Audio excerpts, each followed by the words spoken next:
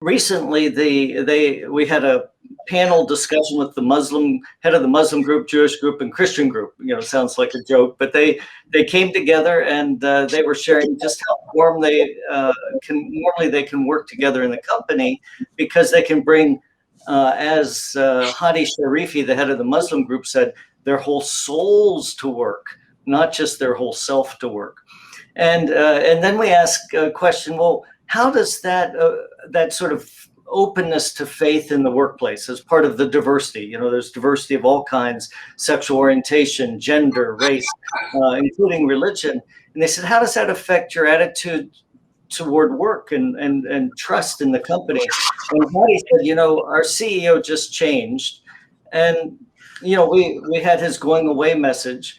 And Hadi's a PhD in engineering, engineering company. And he said, as I watched him give his talk, I just broke down and cried. I was just weeping because the CEO's leaving. And he said, why would I do that? He said, well, it's because I can bring my whole soul to work. And this is a place where I feel family. My Christian and my Muslim and my Baha'i friend back in Iran, Baha'is are outcasts, but here in the company, that's open and we're friends. And so that openness to faith made a more trusting and committed environment in the company. So there's many stories like that. Well, today we're going to touch on a lot of different topics related to trust and corporate trust companies. Our first guest is Jacek Olczak, the Chief Operating Officer of Philip Morris International. And their company, being a cigarette company, has had to go through some massive transformation and trying to build trust with customers and society in general. So Jacek, what's that journey been like? And just tell us about what you're going through as a company. So as I guess most of the audience, they know Philip Morris International as the cigarette company, the international leader, the owner of the such a great trademarks as the brands like Marlboro. And you can only imagine what the reactions we have been confronted with about 6-7 years ago when we said we want to stop selling cigarettes, or we want to unsmoke the world, or we want to go smoke free. And the reaction was, as we anticipated, they said, we don't believe you. We don't believe you because it is not believable that you can do it. We don't believe you because we don't think you have real intention to do so, etc., right? So there's obviously the legacy, the perceptions, earned, not earned. And we realize if we want to make it real and happen, we obviously need the license to operate. Every business needs the license to operate. That this is unwritten license to operate.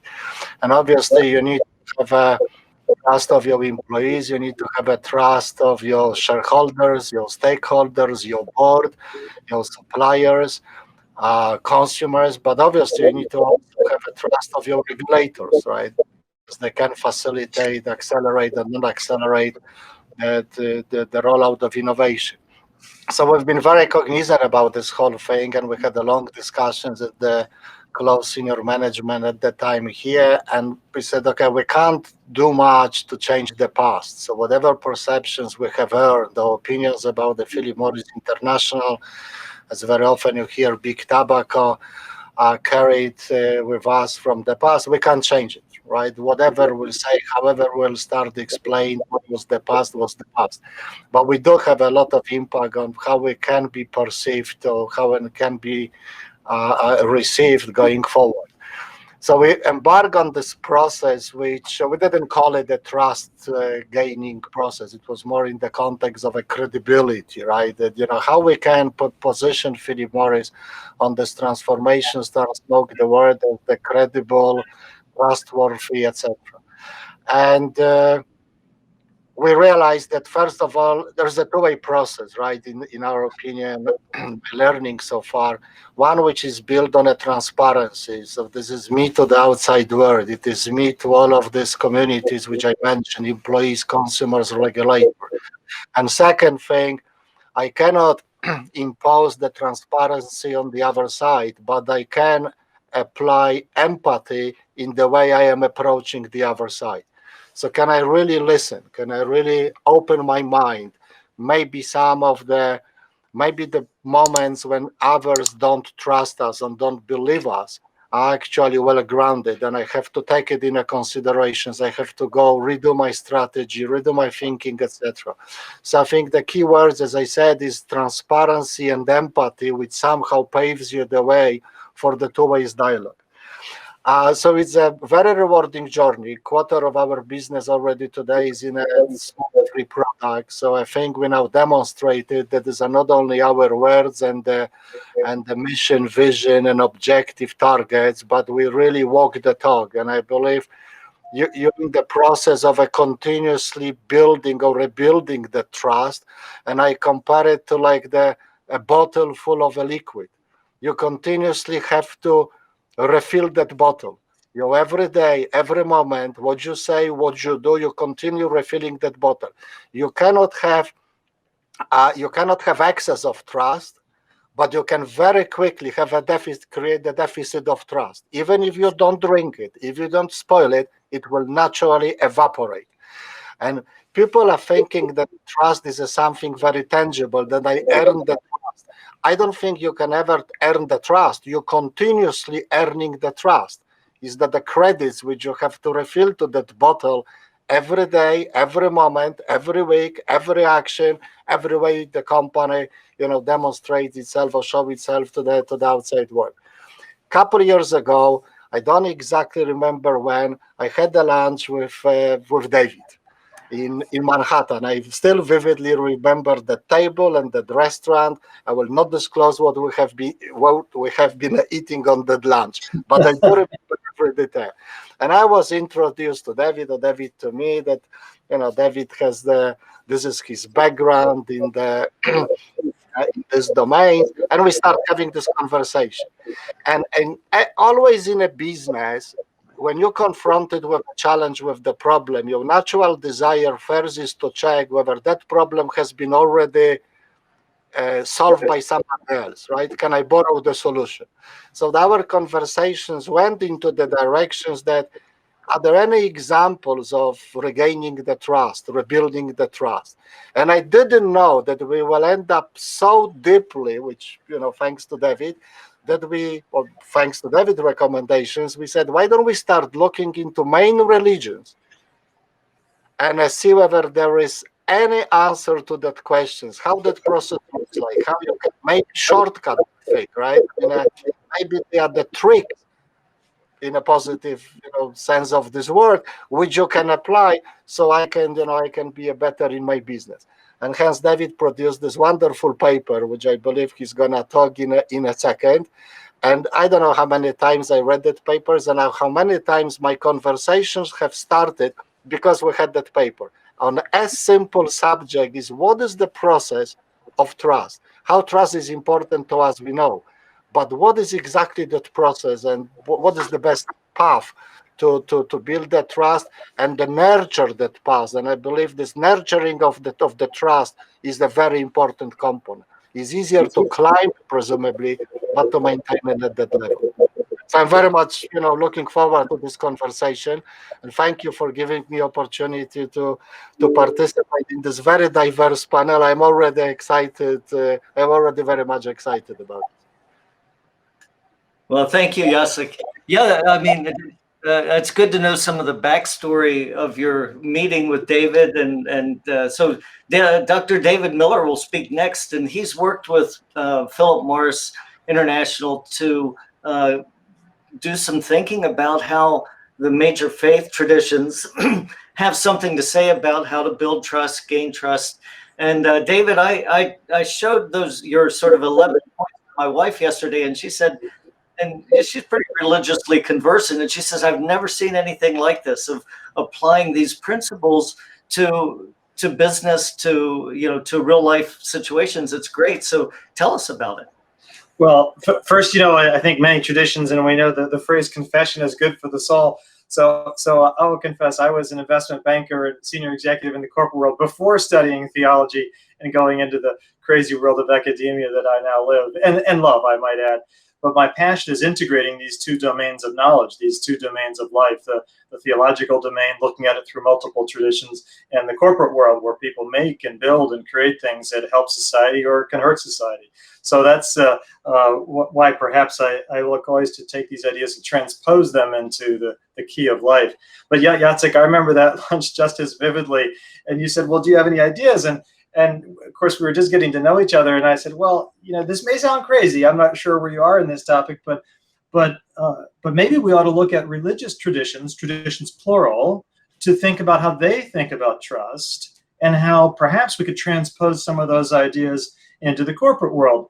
And Jacek happily did not fall over or throw his meal at me or anything. And he said, well, say more. And I said, well, look, if we take the great religious traditions at their very best, there's one thing they're all really good at. He said, what's that? I said, they're good at bringing a pathway back to wholeness with your community. If you kind of use old-fashioned language, if you've sinned against your neighbor, if you've harmed your neighbor, or in a business, a counterparty, a client, a regulator, if you've injured or harmed someone, religions always they can bring you back into the community. There's through a series of rituals or activities or processes, you can become whole again. You can come back into the community. And I said, maybe I'm all wet, but I'll bet there's some ideas in the great religious traditions that, carefully understood and transposed, might be helpful to businesses. And he said, well, let's take a shot at it. So with a colleague, Michael Taton, and I from Princeton, we did this independent of Princeton University, but we embarked on this project to ask that question: what can we learn? And we for scope and scale reasons, we looked at the three Abrahamic traditions, asking what does Judaism, Christianity, and Islam have to say about this. Of course, we could have included Hinduism, many other Jainism, and so forth, many other traditions. But for time management reasons, we focused on those three, which cover well over the world's half the world's population. And we found amazing commonalities amongst these traditions. We interviewed about 30 different scholars from all different religious traditions, about an equal balance of male, female, people of color, every single continent. And we found resonances on 11 different ideas, 11 different things that were common amongst all three of those traditions. And I would submit probably other traditions as well, even though I haven't yet done the formal research on it. We called them these 11 theses or ideas that aren't, I mean, it'd be overly simplistic to say it's like 11 steps to rebuilding trust. I mean, that's silly. But there's ideas in this that maybe one or two ideas could unlock the road towards rebuilding for a particular company or organization. Particularly one that has, like PMI is doing, recovering from an absence of trust. And it's one of the things that we learn about in one of the theses, I think it was number 11, is what I call the vector of time. Religious religions think about time very differently. They don't think quarterly returns, shareholder returns, year-end returns, earnings per share. They think about time often, certainly a long-term horizon, and based on your tradition, maybe even something called infinity or heaven or eternity is involved in their traditions. So can a company actually expand their horizon? And that's one of the great lessons from religious traditions. I mean, another one, for example, is in the corporate world, everything is so contractual, isn't it? We have a contract for this, we've got an army of lawyers, and often that's how disputes are resolved, and invariably they're unsatisfactory to almost every party involved. But religions tend not to focus on contract, they tend to focus on covenant. This idea of a covenant, it's a covenantal mindset. It's, if you will, more relational than transactional. Well, how can a company, of course we're always going to need lawyers, I understand that, I'm not naive, but how can we shift the mindset of an organization towards a covenantal mindset as opposed to a legalistic or contractual one? And maybe one other idea of these to sort of give a sense of a flavor of some of these. And by the way, let me stress that the paper, this white paper, is we say towards a restoration of trust. So it's a journey. It's not something that, oh, we do these things, it's all there. It's a multi-year journey and maybe even a multi-generational journey. And the second thing is, it's not about religiosity. So you could be an atheist, read this white paper and go, wow, there's some intelligent ideas there. Let me draw on them. Now, if you happen also to be a person of faith, you'll know you're not alone because these 11 theses are consistent across at least these three traditions, as I mentioned. So the other one of the things that struck me, I think it's thesis number 9, asks the question: what is a corporation's real God, or gods plural? Well, let's say small g, for example. Most organizations have marvelous aspirational statements or phrases, but frankly, if you ask many people, even employees, they'll often say they ring hollow. It's just very clever marketing. It's very clever sort of spin doctoring, with all due respect to people in public relations. But what is it really? Is it aspirational? And if so, what are you doing to get there? Or is it real, and is it a lived real experience? So it's an interesting question to ask. What are our gods? What are the things that we revere most? What is number one for us?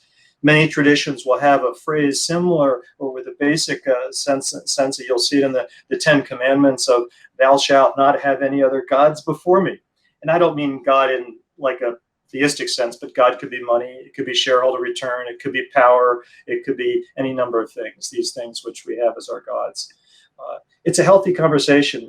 Maybe one last one, Brian, just to throw in, that is very much in the wheelhouse of great religious traditions. And that's the idea of ritual. I know when I was younger, and if I would go to a house of worship, rituals, frankly, they bored me.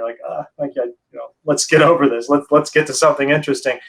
But rituals teach us things. They remind us things. There's an institutional memory. One large international company I work with, who's not always had a beautiful history. They've had a checkered ethical history, not worth going into here. And they've gone on this journey of rebuilding trust too. By the way, I don't think you can ever restore trust, but you can rebuild it. That was one of our findings. I mean, if you broke something, you broke it. And by the way, another one of our theses says, not everyone is, you're never going to convince everyone. You will always say, I am so angry at you, Company X, because you did this, and my mother died because of you, and I will never forget you, whatever you do. Well, one of our theses says, we need to acknowledge that and respect that. As you were saying, Jacek, listen even when it's really painful. And sometimes you may want to go, but we're doing this now. They're not going to want to hear it. It's just the ship has sailed. And you have to, the pain then you just have to absorb and walk alongside their pain and respect it. But what we learn is these rituals. And this one company that when you go into their headquarters right now, they've sort of constructed like a labyrinth where you walk through different decades of the company's existence. The company's about 80 years old. And it has photographs of very embarrassing things they've done. It has little narratives. It's like going through a museum, and they're owning their history so that those that come after, and again, it's a great religious thing. Let's not forget why. Think of Moses coming out of Egypt and being reminding the people. And it helps, I think, the younger generation, the people that are all going to be wearing our hats in a very short time, the next generation of leaders, they want this honesty. They want this authenticity. And frankly, many of them realize no company is pure or perfect. The church is not pure or perfect, I might add. Religious institutions aren't pure or perfect. My own university is not pure or perfect. But what can you do to move closer to that? And these ideas that come out of the traditions of helping make us whole as a community with the various people that we may have injured, hurt, or offended is, frankly, I find it very exciting. And PMI let this be a public document, although they commissioned it. Obviously, full disclosure on that. It was full independence. It's my ideas. They didn't, and my colleague Michael's and our scholars we talked to, this is not meant as a PR piece. But the fascinating thing is how many other companies are circulating it now amongst their C-suite, and just informally and informally to say, how do we think about this? In fact, Jacek, as you know, we talked about it at Davos a year ago, January, when we were in person. I was stunned at the number of the people who came up and said, like, wow, you're kidding, tell me more, as opposed to, that's kind of crazy. So let me stop there. But it's been a rich journey, which I'm still learning from, and it's been a delight to contribute to the conversation. Oh, thank you, David. It would be great to just have you read the paper. Right? So I encourage everybody to look it up. We have a version of it or a link to it on our website at the Religious Freedom Business Foundation, or if you just Google David Miller and the 11 Theses, I think you'll be able to navigate to it. So contact us if you want to get a copy. Well, I want to move to Canon Sarah Snyder. So Sarah has been a participant in the Horasis meeting for a number of times. We've been part of panels together. Sarah, you're the Archbishop of Canterbury's representative on reconciliation. Feel free to react to what we've heard already. I mean, it's sort of a new thing to hear businesses engaged in reconciliation, but go ahead and take our discussion to the next step. Sarah. Thank you, Brian. Can you hear me? Because I have to say I couldn't hear David, and I'm devastated because that was such a great lead up. So I could see the chat, but I'm afraid I can't connect with what you said right now, David, and apologize for that. I did see in the chat somebody mentioning kintsugi and the Japanese practice of healing, if you like, mending broken vessels. And I just want to say that the work that I do, we think of reconciliation and peace building in that kind of metaphor, healing what is broken, whether it's broken relationships, whether it's broken communities, whether it's even broken institutions or people. That's our view of reconciliation. And I thought I might just start by a story from South Sudan. So go to a completely different part of the world, to the world that many of us are from right now. And I've had the privilege of working there a lot up until the pandemic began. And South Sudan is a country where 2/3 of the population are Christian, a small minority are Muslim, and the remainder follow African traditional religions. They've got around 60 ethnic groups, often aligned with the same religious tradition. Oh no, it looks like we've lost Sarah. Yeah, so we'll give her just a second to pop back on. But if she doesn't pop back on in the next, we'll jump to Ahmed Alhaddad, who's the CEO of Swishair. And maybe you can pick up the conversation. If Sarah comes back, we'll let her come back in, and then you can continue the discussion. Thank you very much, Brian. I'm the CEO of Swishair and also the owner of iUmrah.world, which is the world's first pilgrimage as a service platform. Having been in business and in capitalism for quite some time, I realized that 80% of the world believes in faith. And according to Maslow, the fifth level is transcendence. That means believing in a higher spiritual being. In the age of digital disruptions, Uber and all the other 4 levels had already been disrupted, and that means the needs of the global citizens have been met. However, when it came to the 5th level, which is transcendence, there was an empty space there. So wanted to see what can business do in rebuilding and deploying faith. What can we offer faith from the technical people, from the business community and the technical community? What is it that we can do for them? In that, I'll give you a story. In around 2014, 2015, as a Muslim and a part of the Abrahamic faith, I traveled. My dad wanted to travel to Mecca. He was very old. He passed away, but he was above around 70, 75 years old. To perform that journey the way Abraham performed it, it was very tiresome for him, as you can imagine. So coming from a digital background, I sat and thought, what is it that we can do to provide people who are not able or who cannot do, perform or fulfill their 5th level needs? So I decided this can be an application as well. This would be what we are giving back to the community. What we need is to bring people of faith and business together. And faith itself, as pilgrimage itself, it is a business. It is a business, or it's a process. It's a process of fulfillment. Once a year or once in your lifetime, you'd want to visit Mecca and see and learn and be part of something, being part of something spiritual. In doing so, we looked at sustainability and urban resilience for the holy sites. Most of these holy sites are 2,000 or 5,000 years old. To do that, we had to look at the carbon footprint as well. We are in the digital age. The younger generation that are coming after us are all up-oriented. Everything has to be an application. If it's not on the smartphone, it's not there. So how do we connect? How do we connect the spiritual cloud with the virtual cloud? This is it. And that is the key in deploying faith and developing trust. Yes, we are a different generation. Our generation was very good. I think we succeeded in emails, we succeeded in this, but the generation that is the new generation, Generation X, that is Snapchat, Tinder, Facebook, LinkedIn, is totally different. And if it is not on the Apple Store or on an Android store, they will not be able to be engaged. And we need to engage them. So in deploying faith and developing trust, iUmrah.world, the world's first pilgrimage as a service. And what the plan is to make it also an IPO. So similar to Facebook, similar to other disruptors, some people would refer them as disruptors. I call them facilitators because they did a very good job. Most of these applications made our life easier, including the website that we are chatting on.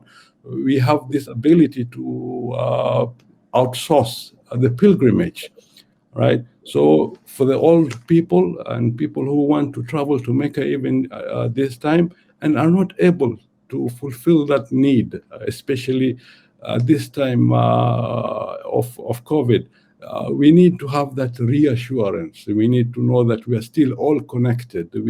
Everyone is okay. They can use the application and outsource the pilgrimage through an app, and they will be able to see someone perform that pilgrimage in Mecca, live streamed, and gain that satisfaction, okay, at a much lesser cost, and by reducing or offsetting 3,000 kilograms of carbon. So, and that's not all what we're doing. We are also planting 51 trees for every pilgrimage that is performed. So we are offsetting that travel, the carbon that is generated by traveling.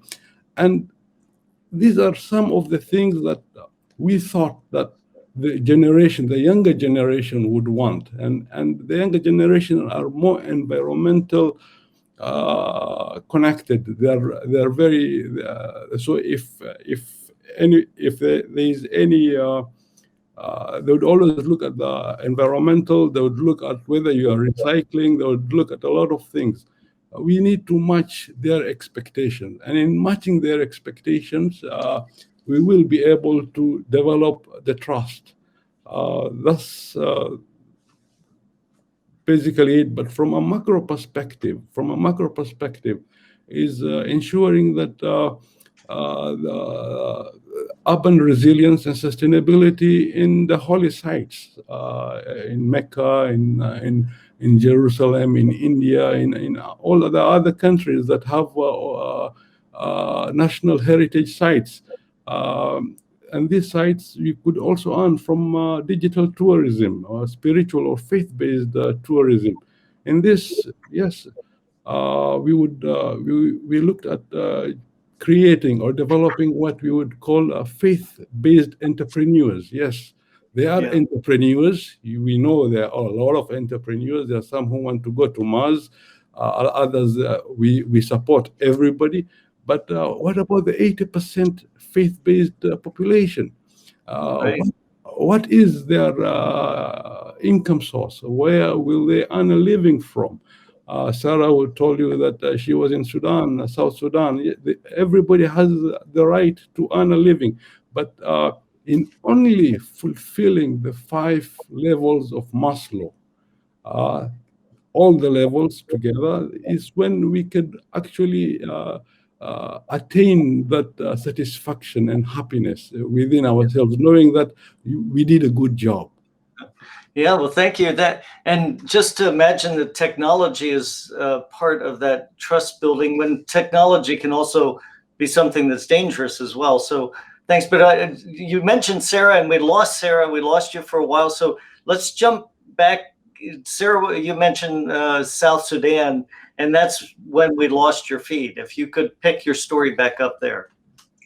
Yeah, I'll try and remember. Did you lose me quickly?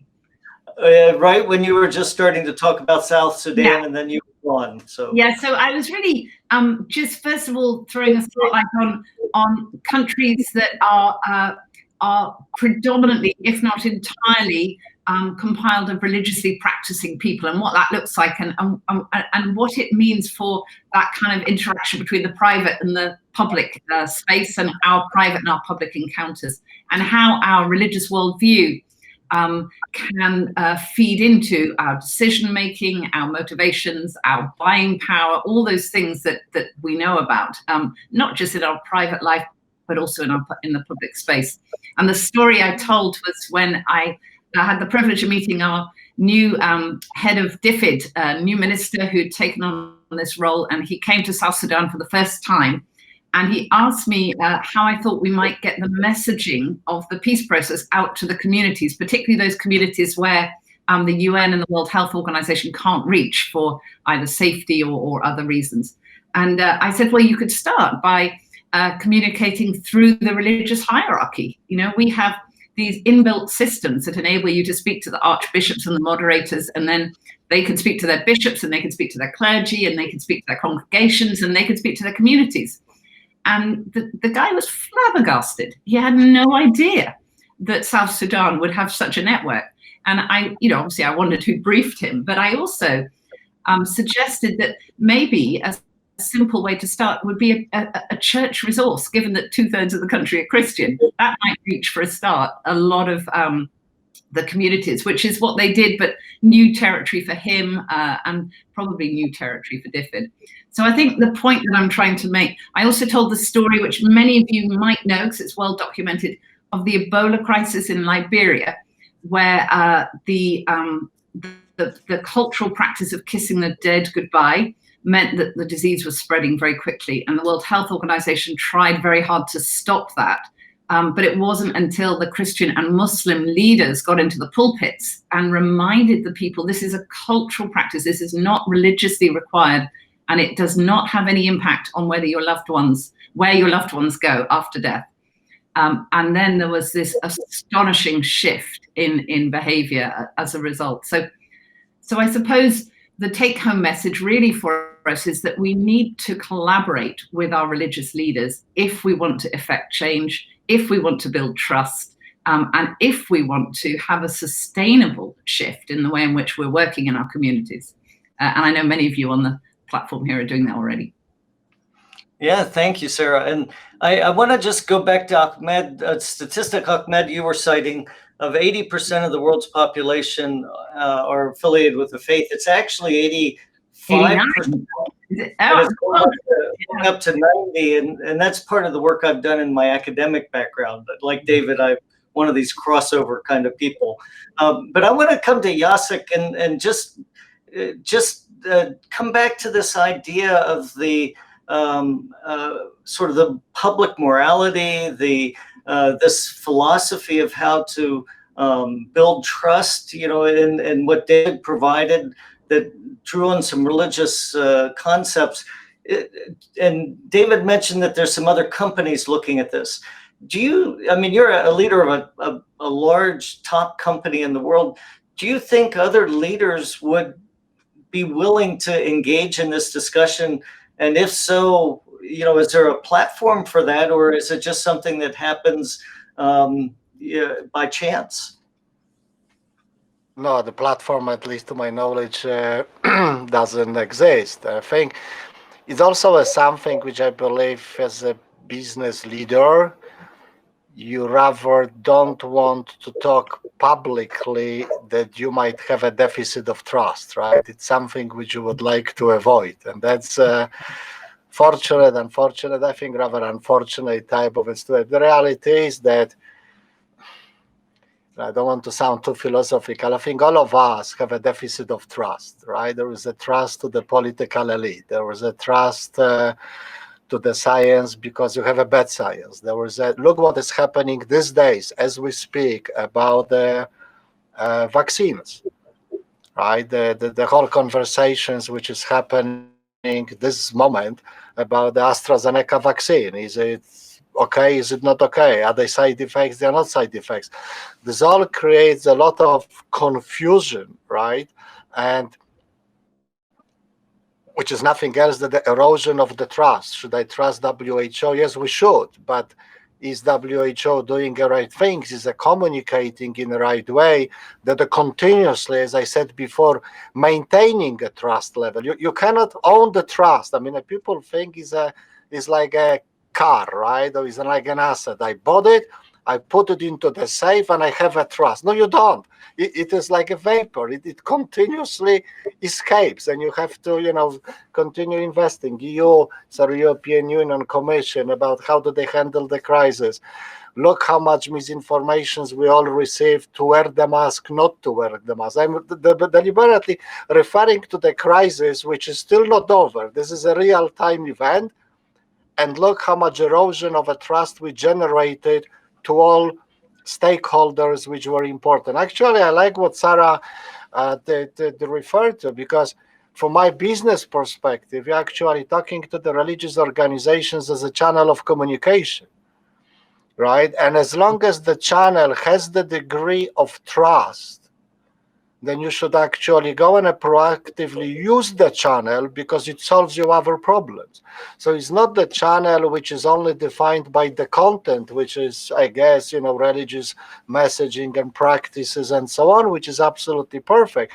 But if the channel in such a deficit of a trustworthy channels, if you identified in a case of a South Sudan that's the channel which people trust, just go after that. Because you don't have a choices. You don't have 12 other channels which do exist. And secondly, do people trust the channel? And I think it's getting worse and worse. And so I think that maybe one day in Davos or in other places, there will be more of open conversations about what do we do collaterally as the with regards to the trust and how to rebuild it. But again, I'm sorry for repetition. I think people have to understand one thing: you can't have it. You continuously have to earn it, and that's the whole thing. And an unfortunate thing, which I have learned from David, that David confirmed what I was, suspicious about, is that this process will never end. You cannot say that this is my 3-year plan or 7-year plan, and by the year 7 the corporations will regain the trust. Unfortunately, it doesn't exist. So you like it or you don't like it, but this is what it is, and you have to prepare your organizations and yourself that your entire life or business life of the company is essentially about the continuously maintaining that credit, right? That trust, that what I call this unwritten license to operate to the consumer, to employees, to stakeholders, to the places in which we operate, and earn your trust every day, every morning. Okay, action by action. And I don't want to, as I said, don't want to sound too philosophical, but this is what it is. Okay, there is no other solution. I hope that David will give me a better solution, but this is what it is. I mean, let's enjoy what we have it and get it. So look what is happening with social media, right? I mean, at these days, everything is the question this year. This is the technology. It's technology which has a positive aspects and a technology which might have a negative aspects. Everything can be abused. And we're very quick also in today's world into jumping to opinions, right? Without this whole concept of a critical thinking is almost not existing, right? There's opinions after opinion, 7 times opinion repeated is being regarded as the fact. We don't know how to navigate. Maybe actually, again, thank you, Sarah, for bringing this up. Maybe referring to the channels, we still have a residual degree of trust and a credibility. That's the best thing which we have. Well, I'll mention something, and Sarah's familiar with this. Is there's an organization called Religions for Peace, and Sarah, I think you're a trustee or you're part of that. Yeah. And the director of it, Aza Karam, has invited me to hold a discussion with their board leaders sometime in the next month or so to talk about how they could better communicate with business. And build those connections, because just like Sarah, you mentioned, it's not natural. You know, people, business leaders doesn't think, oh, religious communities, they're my constituent, or just like the Ministry of Foreign Affairs, oh, they're my, you know, it's the people. It's sort of off the radar. So Jacek and David, maybe I'll throw it back to anyone, but. You know, what would be a natural platform to have this cross-fertilization that we're sort of talking about? Brian, can I just say something a little bit off point in your question, but I wanted to, Sarah, I think you mentioned, and one of the people in the chat, Dr. Dabrowski mentioned this kintsugi, the Japanese art of repairing broken pottery. So Mako Fujimura this happens to be his book on the art and faith, the theology of making, but it's also a theology of healing, which brings us a little bit into this trust conversation.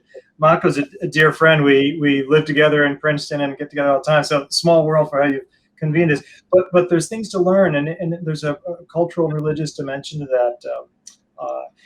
I think convening, you know, I'm going to guess it will first take some small private sessions, because a lot of CEOs are quite rightly don't want to be identified as a religious zealot. And heaven forbid, and a lot of people will criticize them for that. I have a model in some of my research. I suggest a company should be faith-friendly, not faith-based, but faith-friendly, which embraces everybody, including atheists, agnostics, whatever you have faith in. But I respect why CEOs and C-suite executives are careful about what is quite rightly a very private part of our identity. But just like the whole diversity and inclusion movement, these private parts have public ramifications, and we need to find intelligent, thoughtful ways to articulate them about them. One last thing, in case we're cut off, and that's there will be a reissuance of this trust document towards the restoration of trust. And the subtitle is a preliminary insights and lessons from wisdom traditions. So I want to stress it's wisdom we're talking about, wisdom, and I don't care where wisdom comes. If it comes from a science lab or anybody, an artist or religion, we ought to look at it as leaders, and that's what we've tried to do here. And we have kind of a 1 year later version of this based on some of the global events which have gone on. And I think, Jacek, that'll be released in the next month or so. And again, that'll be public domain. It'll be on our website, which I think someone has posted into the chat area. So thank you all. Yeah, so we're just at the last minute of time. And I want to just comment on something, David, that you said is that these ideas have currency regardless of what your faith or belief is. That, you know, there's wisdom here. At our annual conference we had on faith and belief in the Fortune 500 workplace, and Professor Andrew Abella, the dean of the Bush School of Business at Catholic University, talked about the virtues, you know, patience and prudence and other topics like this. And he said, you know, you don't have to be religious to practice a virtue. And in fact, the more you practice it, the more it becomes you. And so there's some of these universal ideas that I think your paper nicely captured.